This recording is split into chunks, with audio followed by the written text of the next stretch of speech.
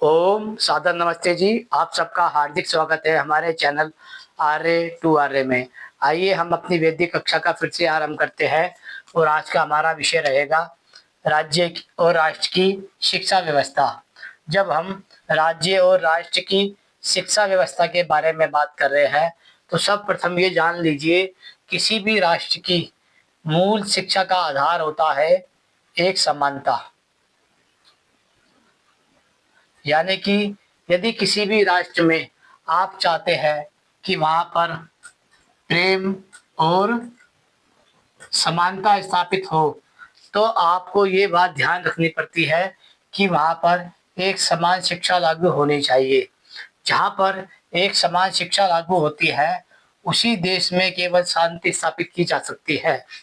यदि किसी राज्य में, किसी राष्ट्र में एक से अधिक शिक्षा लागू है, तो इसका कारण क्या होता है कि वह एक शिक्षा व्यवस्था से दूसरी शिक्षा व्यवस्था का सदा ही विचारों का अंतर रहता है। विचारों के अंतर होने के कारण समाज में अंतर दिखाई देता है। समाज में अंतर दिखाई देने से व्यक्तियों में अंतर दिखाई देता है, और जब व्यक्तियों में अंतर दिखाई देता है तो आपसी घृणा दिखाई देती है। आइए समझने का प्रयास करते हैं उसी चीज को। जब हम कहते हैं राज्य और राष्ट्र की शिक्षा व्यवस्था, तब हमारे सामने दो शब्द निकल कर आते हैं। पहला है राज्य। राज्य का मूल ढांचा हम समाज को माना जाता है। यानी कि जो मनुष्य समाज है, राष्ट्र का राज्य का ढांचा है, वह समाज को माना जाता है। जबकि समाज को नीति नियम कायदे बनाने का अधिकार नहीं होता।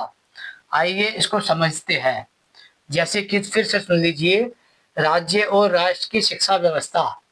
राज्य का मूल ढांचा समाज को माना जाता है, जबकि समाज को अपने लिए नीति नियम कायदे बनाने का कोई अधिकार नहीं होता। समाज के नीति नियम जो कायदे बनाते हैं, वह नेता और मंत्री लोग होते हैं। आइए सर्वप्रथम जानने की कोशिश करते हैं हम कि जो हमारा राष्ट्र है, जिसे हम भारत कहते हैं, उसके बारे में कुछ कुछ बातें जो आप लोगों को पता होनी चाहिए। जब तक आप राज्य और राष्ट्र की शिक्षा व्यवस्था के बारे में नहीं समझेंगे, तब तक आप भारत की सभी बीमारियों को नहीं पकड़ सकते। क्योंकि जब राज्य और राष्ट्र की शिक्षा व्यवस्था होती है, तब वहीं से ही अच्छे शिक्षक निकलते हैं, अच्छे न्यायाधीश निकलते हैं, अच्छे कानून के रखवाले निकलते हैं, अच्छे चिकित्सक निकलते हैं, अच्छे शासक निकलते हैं और अच्छे सामाजिक कार्यकर्ता निकलते हैं। इसलिए सर्वप्रथम ये जानना अति आवश्यक होता है कि हमारे राष्ट्र की और राज्य की मूल शिक्षा व्यवस्था क्या है। जब हम इस मूल शिक्षा व्यवस्था पे बात करते हैं, तो सर्वप्रथम हमारे सामने कुछ नाम निकल कर आते हैं। जैसे कि पहला नाम निकल कर आता है हमारे सामने प्रधानमंत्री का। प्रधानमंत्री जो होता है, वह एक प्रकार से राज्य और राष्ट्र का पुरुष कहलाता है। यानी कि वह राष्ट्र और राज्य का पुरुष होने से सरकारी व्यक्ति हो जाता है। आप चाहे इसे सरकारी व्यक्ति माने या ना माने, सरकार इसके अधीन चलती है और ये सरकार के अधीन चलता है। लेकिन सरकार के अधीन होने से भी और सरकार इसके अधीन होने से भी इन सब की व्यवस्था ये होती है, जो इनका परिवार होता है वह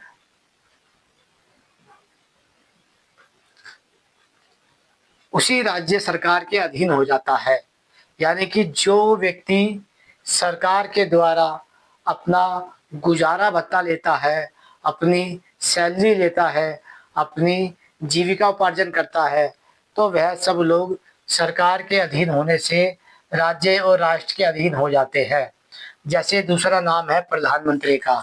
प्रधानमंत्री और प्रधानमंत्री का परिवार, मुख्यमंत्री और मुख्यमंत्री का परिवार, सांसद और सांसद का परिवार, एमएलए और एमएलए का परिवार, निगम पार्षद और निगम पार्षद का परिवार, सरपंच और सरपंच का परिवार, सरकारी अधिकारी और सरकारी अधिकारी का परिवार, सरकारी कर्मचारी और सरकारी कर्मचारी का परिवार।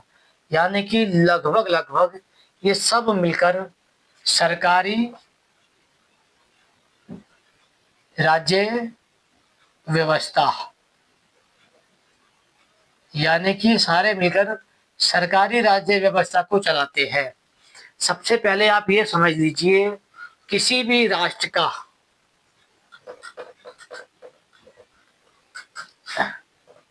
किसी भी राष्ट्र का मूल ढांचा शिक्षा होती है। अब ये जो नेता, प्रधानमंत्री है, मुख्यमंत्री है, सांसद है, एमएलए है, निगम पार्षद है, सरपंच है, सरकारी अधिकारी है और सरकारी कर्मचारी है, इन सब का जो परिवार है और ये जो स्वयं है, इन सब की जो व्यवस्थाएं है, वह जो शिक्षाएं है, वह शिक्षा होती है निजी स्थानों से, यानी कि प्राइवेट शिक्षा, निजी स्कूलों से। जबकि यह सब के सब सरकारी राज्य व्यवस्था के अधीन होने से, सरकारी व्यवसाय करने से, सरकारी जीवन यापन करने से, सरकारी गुजारा भत्ता लेने से, ये सब के सब राज्य और राष्ट्र के अधीन होते हैं। राज्य और राष्ट्र के जो अधीन शिक्षा होती है, वह होती है सरकारी स्कूल, सरकारी विश्वविद्यालय और सरकारी प्रशिक्षण केंद्र, जिसे हम आईआईटी वगैरह कहते हैं। यानी कि जो राष्ट्र और राज्य के अधीन शिक्षाएं है, जिसे हम सरकारी स्कूल कहते हैं, सरकारी विश्वविद्यालय कहते हैं और सरकारी प्रशिक्षण केंद्र कहते हैं, सभी सरकारी राज्य व्यवस्था को चलाने वाले जो लोग हैं, चाहे वह प्रधानमंत्री हो, मुख्यमंत्री हो, सांसद हो, एमएलए हो, निगम पार्षद हो, सरपंच हो, सरकारी अधिकारी हो या सरकारी कर्मचारी हो, इन सब का जो परिवार है, वह सब के सब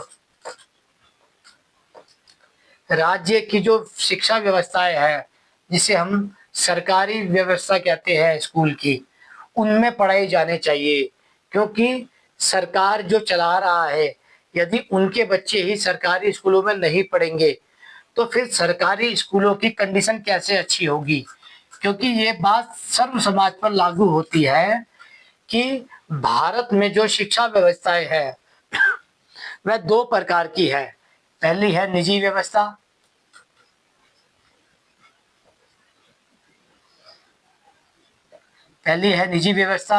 और दूसरी है सरकारी व्यवस्था। निजी व्यवस्था का सरकारी व्यवस्थाओं से कोई अधिक लगाव नहीं होता। इसलिए हम ये नहीं कह सकते हैं किसी भी देश की बर्बादी में निजी व्यवस्था का पूर्ण रूप से हाथ है। क्योंकि निजी व्यवस्था के कारण कोई भी देश बर्बाद नहीं हो सकता। किसी भी देश की जो बर्बादी का कारण होता है, वह होती है उसकी राज्य की शिक्षा व्यवस्था। राज्य की शिक्षा व्यवस्था कब खराब की जाती है? जब राज्य को चलाने वाले या राष्ट्र को चलाने वाले प्रधानमंत्री, मुख्यमंत्री, सांसद, एमएलए, निगम पार्षद, सरपंच, सरकारी अधिकारी और सरकारी कर्मचारियों के परिवार को राज्य की शिक्षा व्यवस्था से अलग कर दिया जाता है। यानी कि मान लीजिए, भारत देश का जो प्रधानमंत्री है, चाहे वह वर्तमान का हो या पिछला हो, यदि आपने उनकी संतानों को सरकारी विद्यालय में नहीं डाला, जो एक नीति नियम कायदा भी कहता है कि जितने भी लोग सरकार के द्वारा, राज्य व्यवस्था के द्वारा या तो नौकरी करते हैं, सैलरी लेते हैं, गुजारा भत्ता लेते हैं या जीविका उपार्जन करते हैं, उन सब लोगों का परिवार और वह स्वयं भी व्यक्तिगत उसी सरकारी व्यवस्था के अधीन होना चाहिए। जब आप इस छोटे से विषय को समझते हैं, तभी आपको सारी चीजें समझ आती है कि भारत देश की बर्बादी का जो कारण है, वह मूल रूप से यहाँ के नेता और मंत्री है। चाहे वह प्रधानमंत्री हो, मुख्यमंत्री हो, सांसद हो, एमएलए हो, निगम पार्षद हो, सरपंच हो, सरकारी अधिकारी हो या सरकारी कर्मचारी हो। जब आप देखते हैं किसी एक नए सरकारी स्कूल की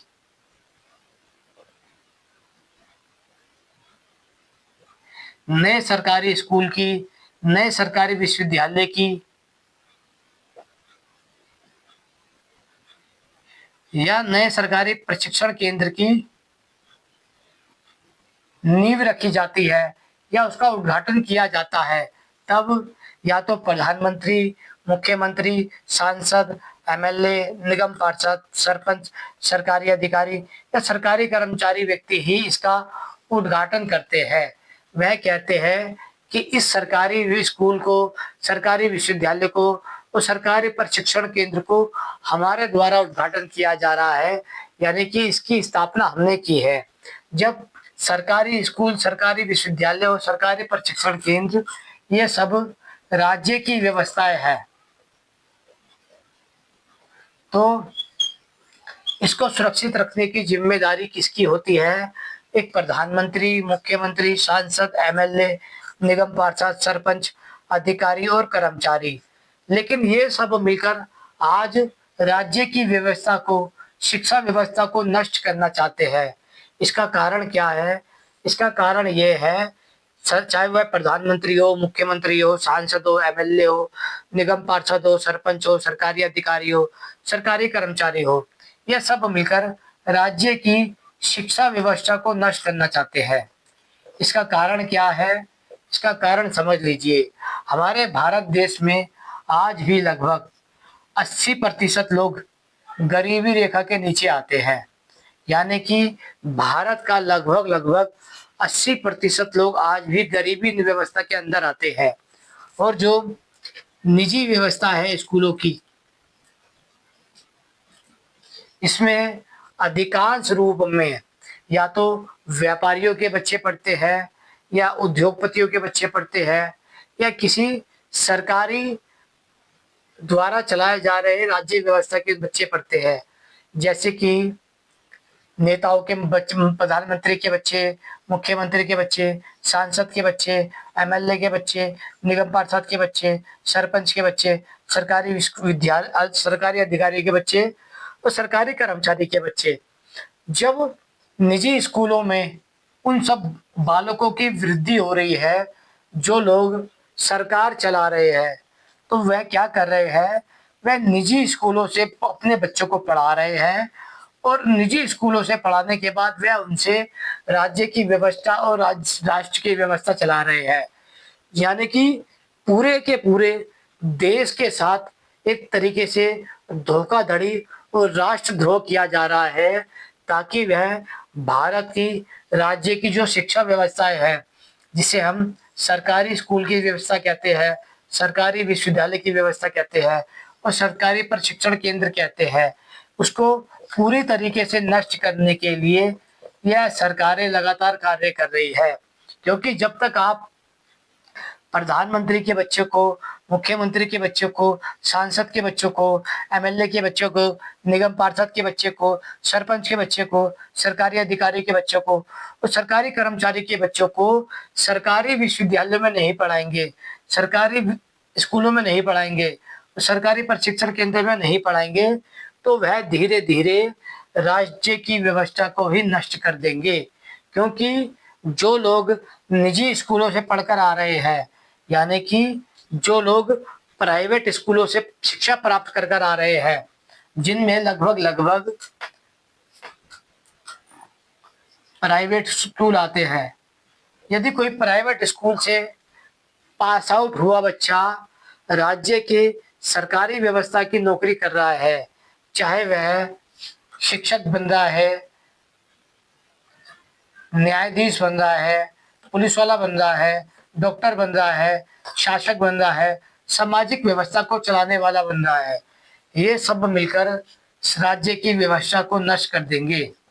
यदि कोई बच्चा, चाहे वह सरकारी स्कूल में पढ़ा हो, सरकारी विश्वविद्यालय में पढ़ा हो और सरकारी प्रशिक्षण केंद्र प्राप्त किया हो, केवल और केवल इन्हीं लोगों के बच्चों को प्रधानमंत्री, मुख्यमंत्री, सांसद, एमएलए, निगम पार्षद, सरपंच, सरकारी अधिकारी और सरकारी कर्मचारी बनने का अधिकार होना चाहिए।